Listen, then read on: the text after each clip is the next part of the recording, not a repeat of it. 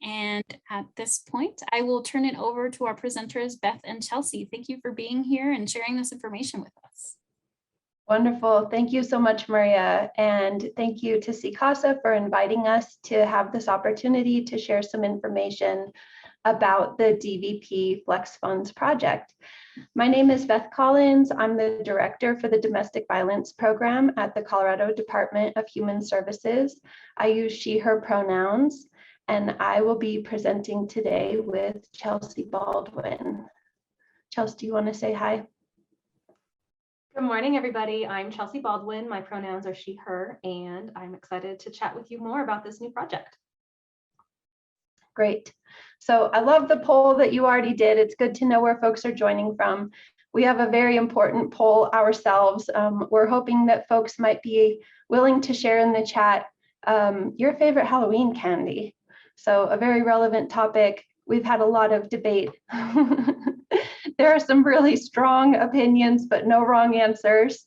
But also, if you have any questions that you are hoping that we will have a chance to incorporate into what we discussed today, please do also feel free to add that into the chat. And as Maria mentioned, we will be monitoring the chat, and we're very happy to have people add questions or comments throughout the presentation by using that chat feature. Okay, I see Bree is voting for Reese's Peanut Butter Cups, which often have a very strong and passionate following. Okay, yes. That peanut butter chocolate combo. Yeah, definitely. Okay, sour candies. I heard it said that black licorice should never be given out, but I myself enjoy black licorice, so awesome. Very good. Thank you all. And please do, as we go through, feel free to share any kind of comments, feedback, questions as within that chat field as we go. Great. So how we are intending to walk through our time together today, here is our agenda. We're going to give a brief overview about the domestic violence program, as well as how Flex Funds fit into doing advocacy work. We will then be talking specifically about Senate Bill 21292 and the DVP Flex Funds project that is resulting from that Senate bill. We'll be talking about some specifics for the upcoming Flex Funds project, including eligible organizations, the types of costs that will be allowable for supporting survivors with Flex Funds. We'll provide an overview of what we anticipate that the process will be like to administer Flex Funds and the types of materials that DVP will be providing to the organizations who participate. And we will be talking about the training and technical assistance that will be available for participating organizations. And then we'll finish by reflecting on the time frame, so where we anticipate being able to move forward with this project and what some of those next steps will look like. So as for the domestic violence program, so we are a small work team that is housed within the Colorado Department of Human Services, and we exist to do funding administration. So we currently are funding 46 community-based anti-domestic violence organizations around the state of Colorado. So we exist primarily to provide mostly federal funds, as well as some other state source funds out to support a safety net of organizations around the state that are providing that free and confidential advocacy support. We are currently a team of 4. So we're a relatively small team, but DVP has been in existence since 1984, and we're happy to be able to do this work.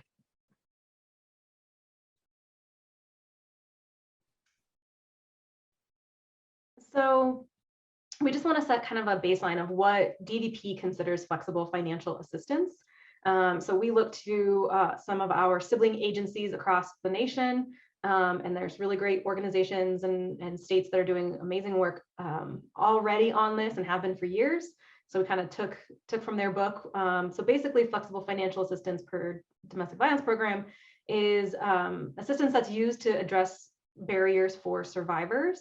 And one of the most important features is that it doesn't require survivors to meet any goals or participate in services in order to receive the funds.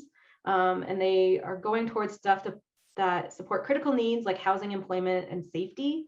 And we know that every survivor is in a unique set of circumstances, and so it's very survivor defined, meaning the level of need and amount of assistance is determined in partnership with the survivor and what they determine their needs are. And if possible, that assistance may be provided based on changing survivor needs. So if they needed housing 1 month and they need their car fixed the next month, then that's what we would try to help with.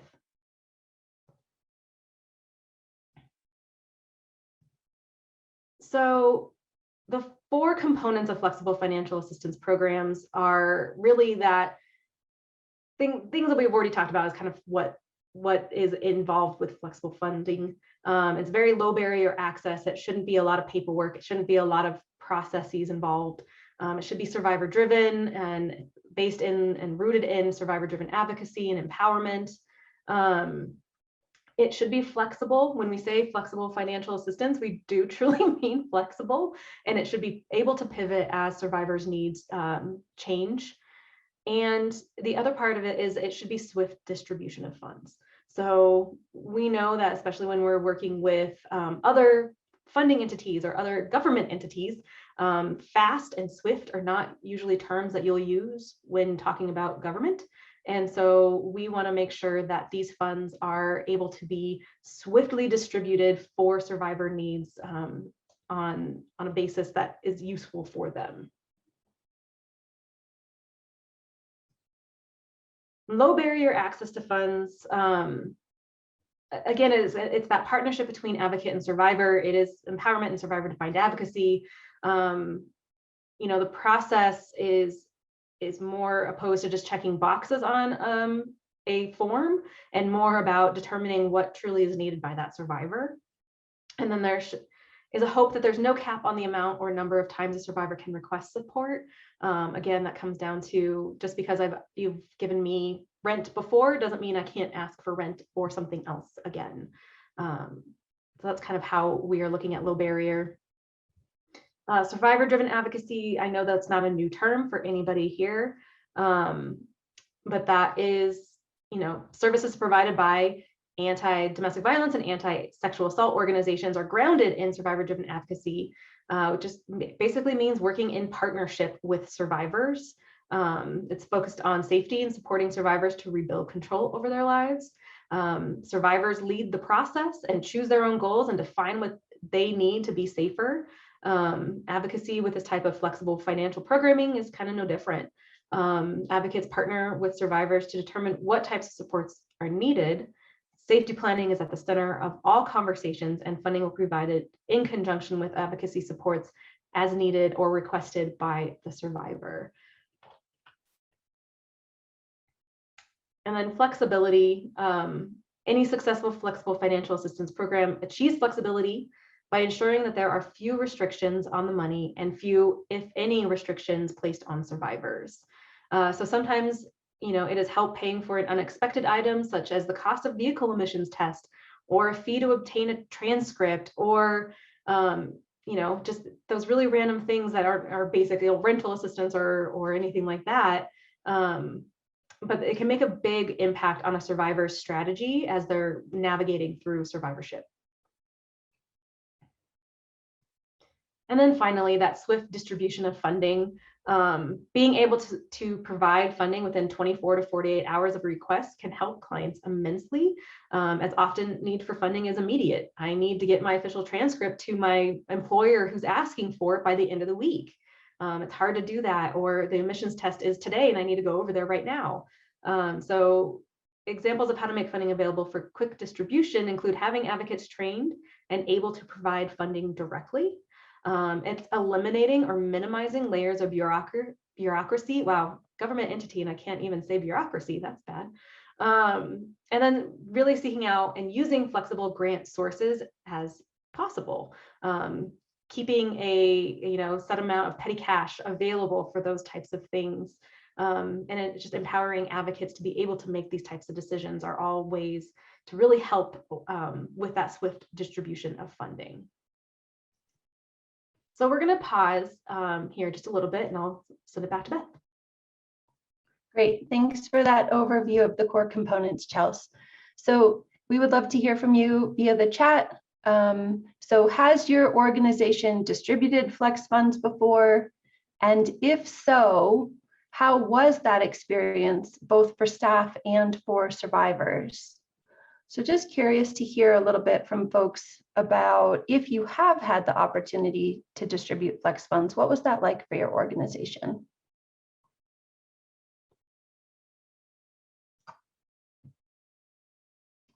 And if you want to speak as well, feel free to use the raise hand and then we can bring you off of mute.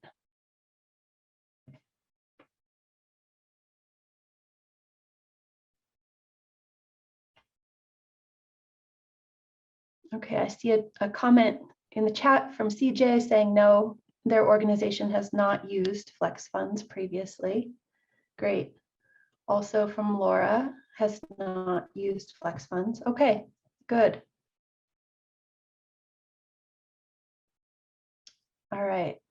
Margaret noting prior collaboration with COVA for emergency needs, which has worked out really well. Yes.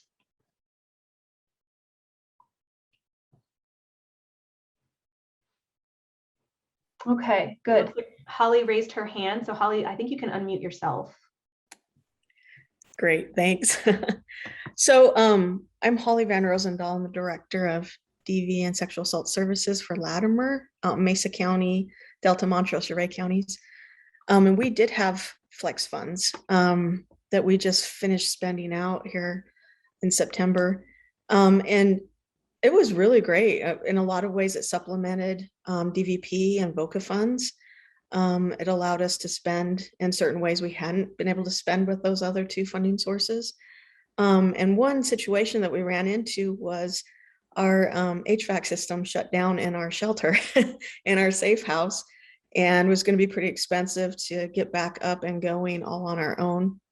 And we were able to use what we had left of these flex funds, I believe, like, probably $3,500, $4,000.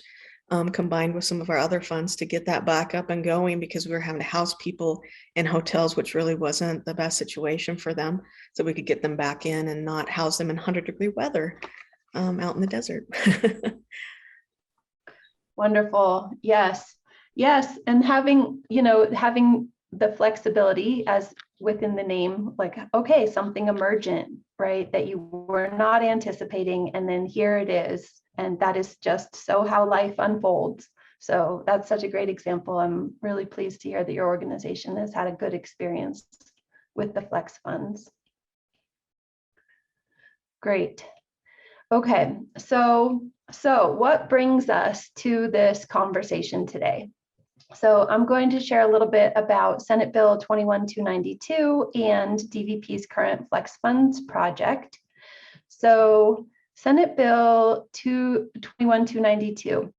So in the last legislative session, there was a group of stakeholders, which included CICASA, as well as Violence Free Colorado and others. And they worked with state legislators to request that some of the American Rescue Plan Act funds that are coming on the national level, that some of those funds be pointed specifically to victim services purposes. So on the federal level, in response to the COVID-19 public health pandemic and the disruptions that are happening for individuals, businesses, and local governments, there are funds that have been distributed to each of the states. And the state legislatures are now in the process of distributing those funds in the ways that they think can bring benefit to their community. So through the partnership of the stakeholder groups and the elected officials, there was a bill, Senate Bill 292, that was introduced and passed, so it was successful. And it pointed some of these American Rescue Plan Act dollars specifically to the domestic violence program. And part of what was conveyed as the purpose for those funds was that these were really seen as emergency dollars, and that the intent was that flex funds be provided to help people who are surviving from sexual and domestic violence to be able to restabilize due to the intersection of the complications of survivorship and a global pandemic. So DVP is going to be administering about $3 million specific to flex funds in Colorado. And the time frame that comes with the American Rescue Plan Act dollars is the end of calendar year of 2024. So that's when we're looking to have those $3 million spent down by. And before we move on, I just want to pause back on the SB 21292 and check in with Bree in particular, since CICASA was one of the stakeholder organizations that was involved with passing this legislation, working with legislators, conveying the needs of Colorado communities. So Bree, I'm not sure if there's anything you would add about the process of how Senate Bill 292 came to be last session. Hi, I'm Bree. I'm the executive director here with CICASA. So the legislature got a bunch of ARPA money and they wanted to get some of it out the door right away. So they allocated a portion of it during last session. There's actually still a lot more ARPA funds out there that they are in the process of figuring out how to use, and there's task forces that are meeting right now, and then there'll be more happening in this coming session. So we're actually hoping that there might be more money allocated both potentially for flex funds as well as for services in this next session as well. So just kind of keep that in mind. But we felt it was really important, one, because we know that services are already underfunded, but we know that when you have something like a global pandemic that increases stress, that can re-trigger trauma. And so we wanted to make sure that programs were getting some of these funds. We worked with DVP because the type of funding that they have historically administered has been a lot more flexible than DCJ. And while they have focused on domestic violence, we've had conversations with their office over the last several years about particular opportunities to add in sexual assault to the work that they're doing. And so that's kind of why the money landed there, and also why we wanted to specifically have this webinar to call out that these funds are also available for sexual assault, even though they sit within the domestic violence program. We want folks to know that if you're a dual program or a standalone sexual assault program, you can access these funds for sexual assault survivors as well.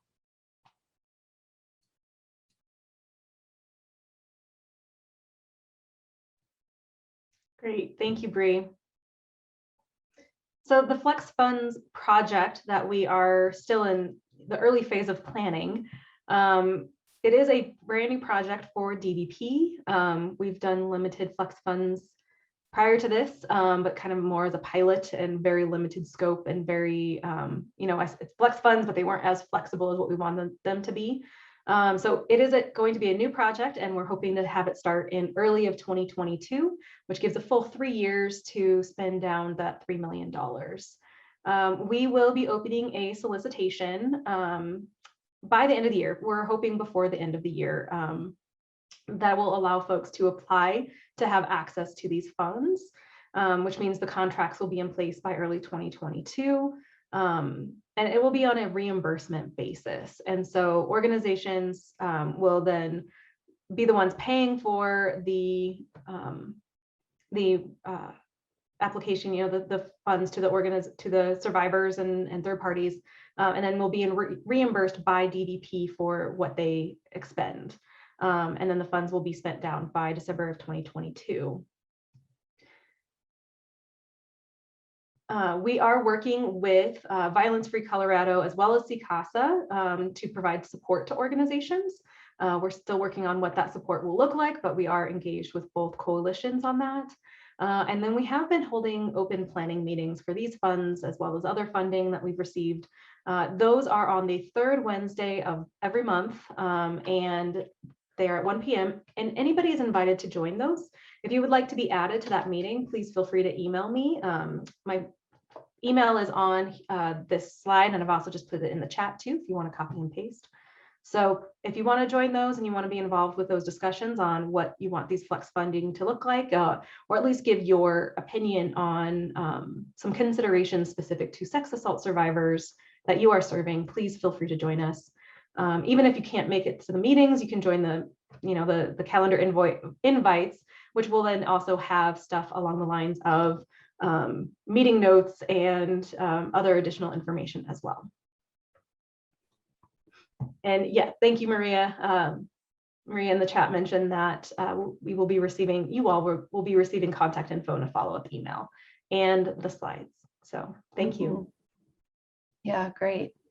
Yes, so DVP is definitely very appreciative that both coalitions will be reviewing the draft materials related to this project and that they'll be providing ongoing support to organizations throughout the Flex Funds project, which then brings us to eligible organizations. So as Bree had mentioned, we at DVP were very excited that specific within Senate Bill 292, it gives DVP the authority and the opportunity to contract both with anti-domestic violence organizations and also with anti-sexual assault organizations. So historically, DVP has provided funding to anti-domestic violence organizations or those that are doing dual, but for the purpose of funding the anti-domestic violence services. So this is an expansion for us in being able to move forward with contracts with anti-sexual assault organizations as well.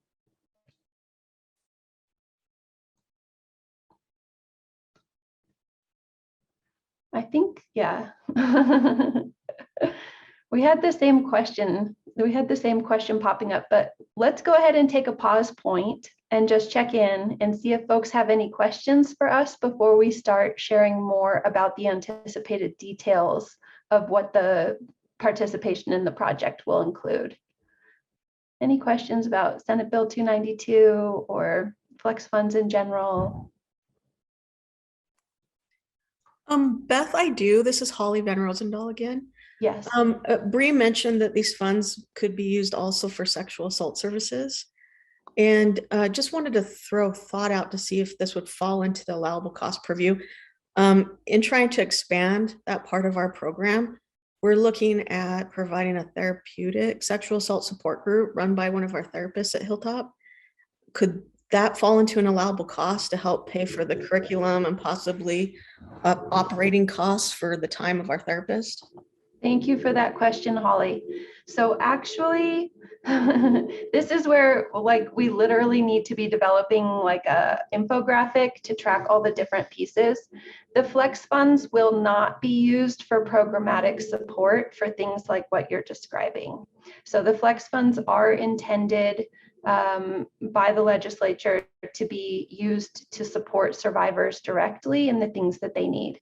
We also know that the services that organizations provide are invaluable, and we absolutely recognize that. A separate part, so as we mentioned, DVP will be using about $3 million for the Flex Funds project in particular. The actual amount that was awarded to DVP, however, is $4.75 million. So there are additional funds that will be coming later after the Flex Funds application that we'll be talking about. And those funds will be for supporting anti-domestic violence and anti-sexual assault services at community-based organizations. So that will be a separate mechanism for supporting that piece of the work. But the Flex Funds project itself will be specific to engaging with survivors to help support the immediate needs that they're presenting with. Great. Thank you for that clarification. I appreciate it.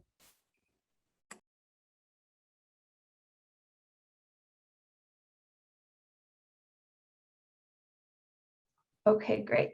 So feel free, as we're going through, feel free to pop those questions into the chat. But yes, so now we will move into a few more details about what we are anticipating as far as some of the specifics of participating in this project.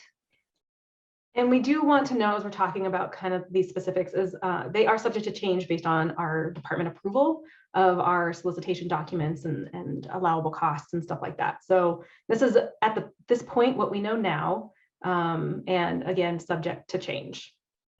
So allowable costs are, all expenses paid for with the project funds must be tied kind of directly to the safety need of survivors. And organizations will need to keep some sort of backup documentation for the expenses. Again, this is still being reviewed by our department, and it will be finalized and included in our request for proposals that you will look at in order to apply for access to these funds. But we just want to note that there will be some documentation required, application and backup documentation, and that will be, we'll provide that information a little bit later. Some examples of flex funding that we do know that we're including in our allowable costs are stuff like moving expenses, utilities, rental assistance, storage unit fees, childcare. I mean, there's tons of examples of stuff that we are hoping to be included, again, based on approval. And we will be releasing that list of allowable expenses when that RFP is also released. So we do know, oh, this is Bree. I'm actually going to turn this over to Bree. Yeah, so we know that survivors of sexual assault have many of the same needs as domestic violence survivors, and during COVID, they may also have needs around rental assistance and those types of things. We also know that survivors of sexual assault often have, or more often have, other types of needs that show up more frequently for them in different ways. So we've been in conversation with DVP to ensure those types of things are considered. And what we know is for sexual assault survivors, oftentimes they're presenting with more medical expenses or mental health expenses for counseling and therapy. And so in the preliminary research based on the ARPA guidelines and state guidelines, we anticipate that these funds would be able to be used for survivors who might have like co-pays or medical bills. We know that insurance, even if it does cover counseling, often only covers a certain number of sessions. So it could cover any additional counseling that's not covered by insurance, or again, like co-pays. So, like I mentioned before, we know with COVID and increased stress that likely PTSD and other mental health needs have also increased because people have been isolated and all kinds of things. So those are some of the things we've really looked at that we think are a really great opportunity, because so many survivors don't have access to counseling and therapy and or have medical expenses that can be traced back to being a victim of sexual assault. So yeah, they'll be eligible for, all the same things that domestic violence survivors would be, and domestic violence survivors would be eligible for these types of things as well. We just wanted to ensure that these types of things were included that may not have been thought of when you're typically thinking of a domestic violence survivor. And yeah, the DVP staff have done a great job with researching and coming up with a pretty extensive list. And we're pretty excited about how flexible these funds will be compared to other sources like VOCA, and just some of the limitations that have been around those types of funds. So thanks.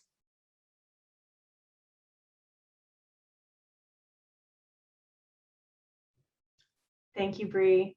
And yeah, we look forward to continuing to work with CICASA and Violence Free Colorado along those programmatic requirements and allowable costs and stuff like that. So one thing that we are trying to, get approved as part of our plan is to provide potentially what we're calling an administrative award for people who are successfully applying for these access to these funds. That is looking to be about $5,000 kind of upfront at the beginning of the contract. You get it because you are eligible, and that can be used to help organizations kind of set up their Flex Funds project.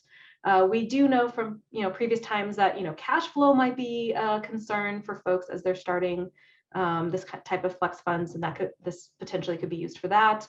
It could be used to set up any sort of like software that you need in order to track the funds, or it could even be used just for small amounts of staff time and stuff like that. So the administrative award is pretty it's flexible. Oh, goodness gracious. How many times have we use that word in this webinar? So it's a flexible way for organizations to just use for that administrative side of things.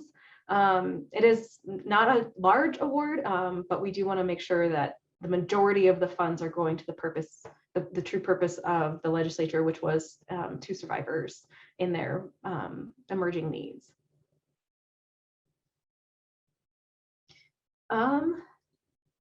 So we will be asking folks to request reimbursement for the funds as they're using them. And we'll be creating probably a reimbursement form that can be submitted electronically. We're looking at monthly or more frequently. So if you need that cash flow, so if you just did $5,000 for somebody's rent because they live in Telluride, then you might need to recoup that cash faster than the next month, and then you could request it more frequently if necessary. It will include what's being requested for why, but it will also include any sort of data reporting requirements that we may be required to have based on CDHS and Governor's Office metrics for use of the ARPA funds. So we do know that there's going to be some reporting requirements. We're trying to keep it very limited and very basic. A lot of it's going to be based on what you're already collecting, from survivors that you are working with during an intake process.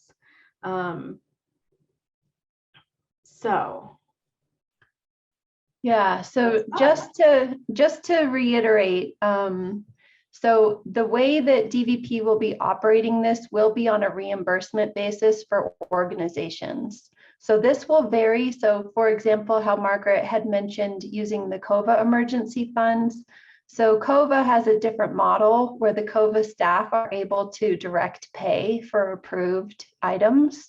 This will be a different model where the participating organizations will actually pay directly for whatever the needed item is, and then they will request reimbursement for that from DVP. So just a different model that we'll be using that we're hoping allows it to be quicker and more timely in terms of that swift distribution of funds. So we're going to pause there and check in again and see what sounds good about this. I'm especially curious to hear from folks who maybe have not used Flex Funds previously in your advocacy. And also what questions or concerns are coming up for you as you're hearing more about this model.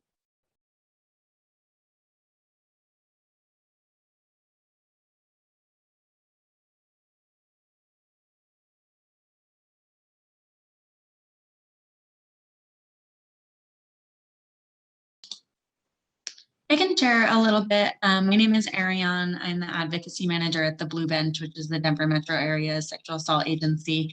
And this sounds great. I'm really, really excited about this program.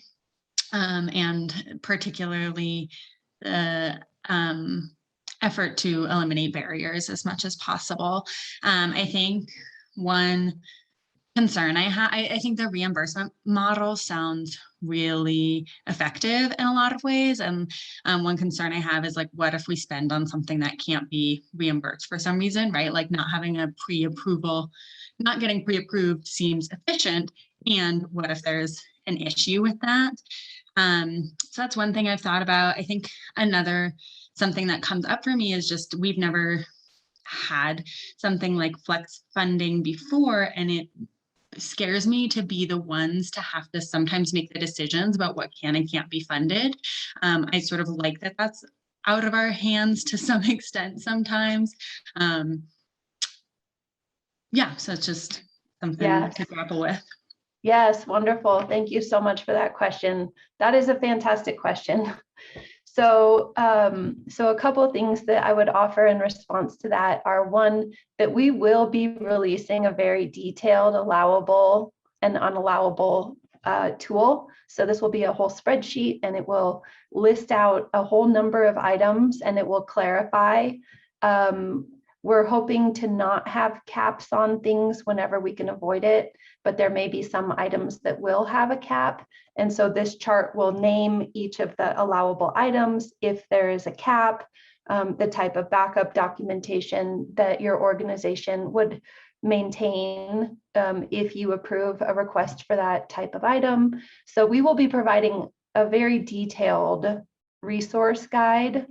And in addition, that's part of the training and technical assistance support that both coalition staff will be able to provide, is that your organization could call to DVP, or you could call to either of the coalitions and have a conversation and say, hey, you know, this request from this survivor feels a little bit outside of the box. Like, would this conform to, you know, this allowable item, or how might we be thinking about this? And so you will have DVP staff and coalition staff partners to help when you and your team have questions like that.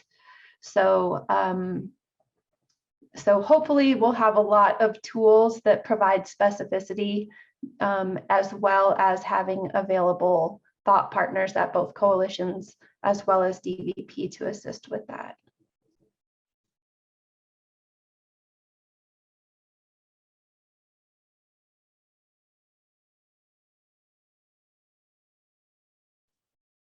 Okay, great. All right, we will keep moving then. And next up, talking very briefly about where we think we're headed with reporting and evaluation. Absolutely. So we are working with a training and technical assistance provider who are doing evaluation work for us on another project, and they'll be helping out us with this as well. So in the application, we will be asking for basic information and demographics, and no, we will not be asking for any sort of client identifying information or anything like that. We will be no requirements for releases of information for these applications to be sent to DVP. They will all just be, you know, client identifying number or something like that. So if your client numbers are CF-182, then that's what you would put on the application for us. And then basic demographics that are being asked for by the governor's office for use of the Flex Fund, or the ARPA fund, sorry. There will be some immediate evaluation questions when payment is made. And again, this could be same day as you're working with somebody. And it's, you know, that immediate impact of the assistance being provided. Our evaluation team will also be working with contractors just to do, you know, anecdotal evaluation with advocates, some very informal conversations on just the impact of providing these funds to survivors and what that looks like at the organization. And then there may be additional evaluation stuff happening, but definitely look at the RFP, the request for proposals, when it comes out, for additional information on that. And if you have any questions about it, please feel free to throw them in the chat as well. Again, we just got approval on our plan, which means we haven't, you know, worked with our evaluation team yet to create this as a solid plan as of yet, but that's kind of where we are at this time.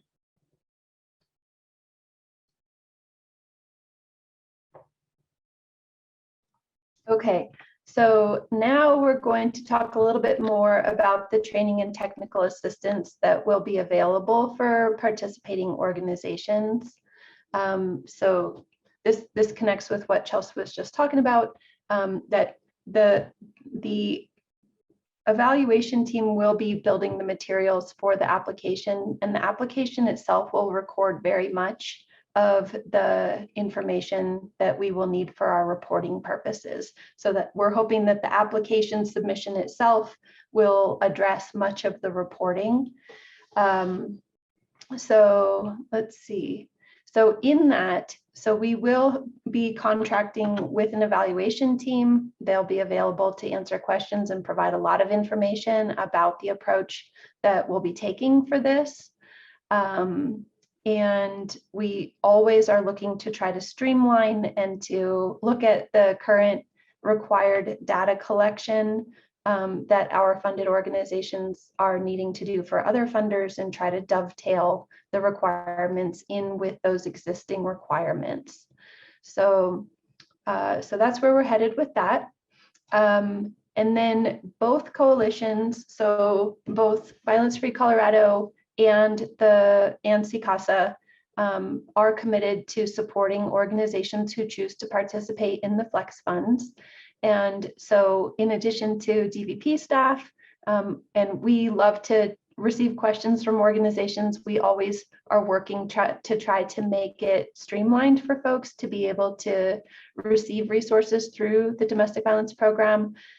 So we are happy to take questions. We don't want folks to wonder or guess or struggle with trying to interpret things. It's like, no, feel free to just reach out. But in addition, we're really delighted that both coalitions are also going to have staff who will be available to support those same types of questions. So this will help to make sure that there's broad availability and also to leverage existing relationships. So especially perhaps there are some standalone anti-sex assault organizations that don't have much of an established relationship with DVP, and it might feel more comfortable to work with CCASA staff, as well as the expertise that they will bring to thinking about considerations that pertain to sexual assault survivors as opposed to domestic violence survivors. So there will be ongoing access to staff at both coalitions for questions. And we anticipate that being like, from an administrative side, like what is the process like to set up an internal workflow so that an application can be reviewed, and if approved, that payment made, and then the reimbursement submitted. So there might be some internal administrative workflow types of questions, as well as there could be those types of questions, as was mentioned earlier, like, okay, here's the request. Is that an allowable thing that we can use these funds for? So for all of those types of things, there will be ongoing support available for participating organizations.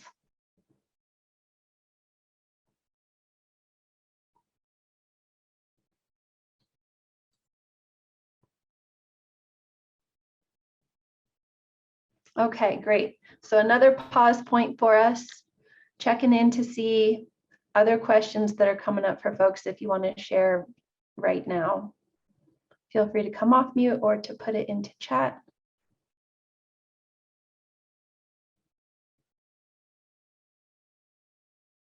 Okay. All right, so a few more slides here, timeframe and next steps. Okay, so as far as our working timeline for where we're headed with this, so DVP is anticipating that we will publish a request for proposals from organizations that might want to be part of the Flex Funds project. So that solicitation will be published before the end of December of this year. So sometime between mid to late November and the end of December is when we anticipate that that will be published. It will be held open for 4 weeks for organizations who want to apply.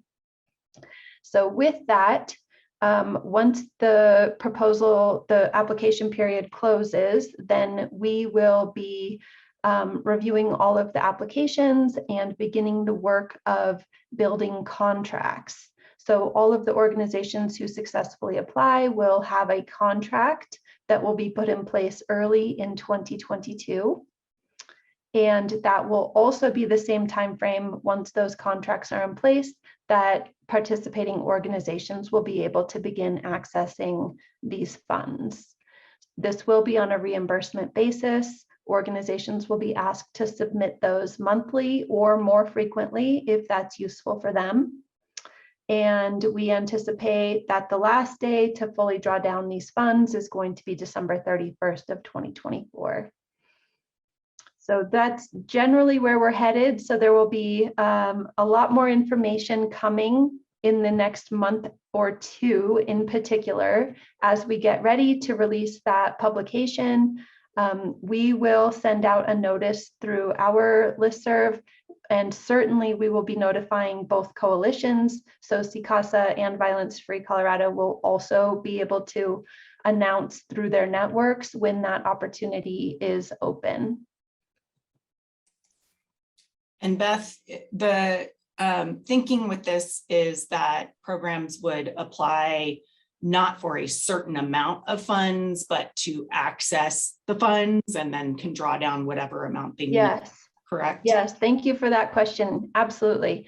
Yes, so this will be a project in which organizations will not be awarded a dollar amount of the flex funds, but rather the successful applicants will have access for reimbursement from the collective pool.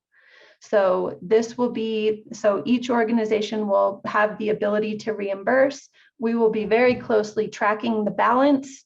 At whatever point in time, it looks as though the total fund is starting to get low. We will communicate that very clearly with all participating organizations.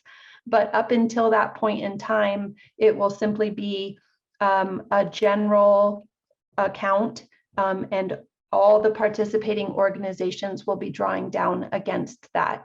We will probably have a cap per organization. So organizations will be authorized within the first year of the project to utilize up to a certain amount of the general amount, but it will not be a specific award to any organization. And this will be beneficial since we don't know the rate at which this might get used.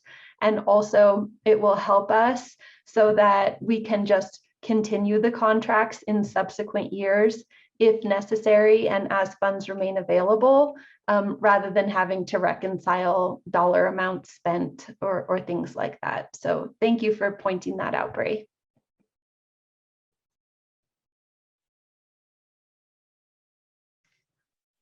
The next steps that we are really hoping to kind of do next is just basically look for information and further communication from DVP. And again, that will be sent to the coalitions as well to send out on their listservs. But if you want to sign up for our mailing list, you can also email me. My email was in the chat and it's also here. Marie is going to send it later too. So you have lots of opportunity to get a hold of me.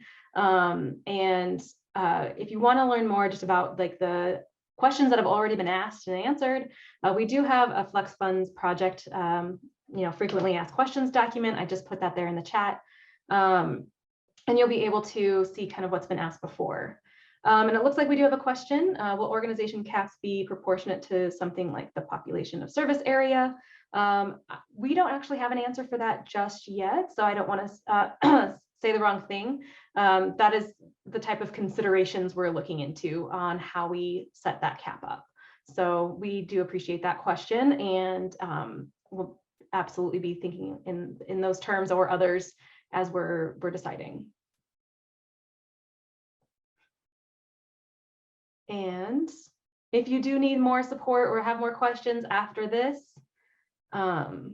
please feel free to contact myself or Beth. You can also contact Bree at CICASA if you're looking for additional information. That link that I put for the Flex Funds FAQ, it actually has another link in there, so you can ask more questions.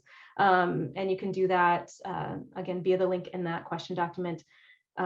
Basically, that helps us track the questions a little bit easier if they're going to one central source. And that way we can update our FAQ document as well. It is a live document. We are trying to update it on a weekly basis, if not more frequently as we get information And at the very least, it is updated by the time we have our monthly subcommittee meeting on the third Wednesday of every month.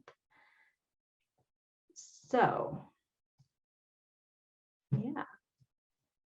So that brings us to the end of our information, and we are happy now to take any comments, feedback, questions that any of you may have.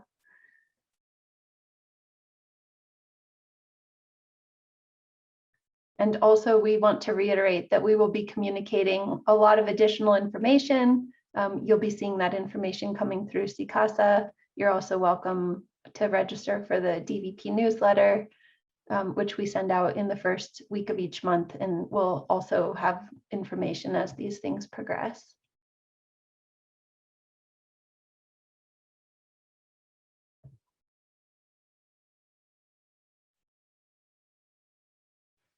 Okay, well, hearing no questions, thank you all so much for your time. Whether you're with us live or if you're watching this as a recording, we appreciate very much your interest in the Flex Funds project, and we hope that we'll have an opportunity to partner with many of you as it moves forward. And especially thank you to CICASA for allowing us this time to share about this upcoming project.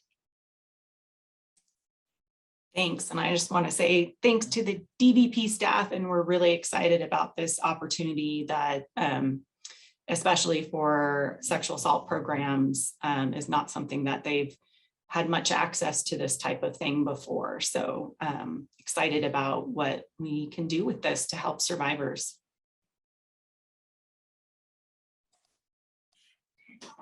Thank you all for being here. We are having a little technical difficulty on muting Maria. So this is Agatha. Thank you so much for being here. Thank you to our presenters for providing such an amazing information that will give that opportunity to some of our member agencies here today. I just want to remind everybody that we will be sending an email with the PowerPoint information and contact information for our presenters and all the amazing information that they shared today with us. Just to follow up tomorrow, what's coming up on next week on webinars, we're going to be having the LGBTQIA 101 Becoming an Ally, which a member program, Goddess Taisha from Inside Out or Voices Services for Youth will be presenting for us. The webinar will be next week on Monday, November 8th from 10 to 11:30. So please, if you want to be part of that, just make sure that you register for that. Also, we will be having other webinars coming up, but we will announce them there since I don't have the list, but just, letting you know the next one, it's next week on Monday. Yeah, and thank you for all of you who participate. We would like to remind you that at the end of this webinar, we will be having a survey. Please fill it out. Let us know how we're doing. Give us any kind of topics and information that you're interested on. And yeah, let us know how everything else we can help with this. This is for you. This is the space for you all to get information that you need. And overall, thank you all. Thank you, Bree, Chelsea, and Beth for being here with us. Have a great rest of your day. Thank you, everybody.